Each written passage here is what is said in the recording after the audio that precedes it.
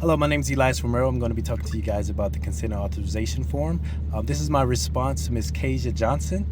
I know you're located in Ohio, and the form you used was very detailed, just like mine. Ohio and Georgia does have similar characteristics, like many other states. Basically, consent is just letting you know confidentiality. Basically, it will not be breached unless subpoenaed by a court or government officials or needed by the police. So basically, I did see yours was kind of similar to mine. There was an article that was written, and it basically said informed consent is the priority of the Code of Ethics, and basically it's saying that a lot of practitioners basically learned that the concern was more so for the patients to understand what they were doing rather than the semantics of the study itself. And that was written by Gore in 2019. Basically, overall, there's a lot of similarities to how we go about with the Code of Ethics. And like you said, in Ohio, basically continuing education is another criteria that is very similar.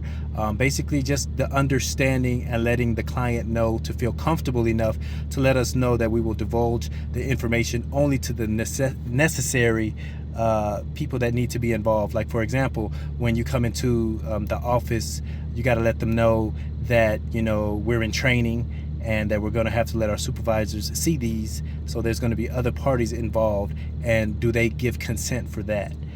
Basically, it's a lot of just letting the client know to be informed of everything that's going to happen and the procedures that we're going to do in terms of confidentiality, in terms of techniques, in terms of even like you said, when they go out to implement these outside of training, not just to do this in the setting of when they're in the office, but to also apply these things, and there's work that needs to be done and that they have to understand in order to be effective.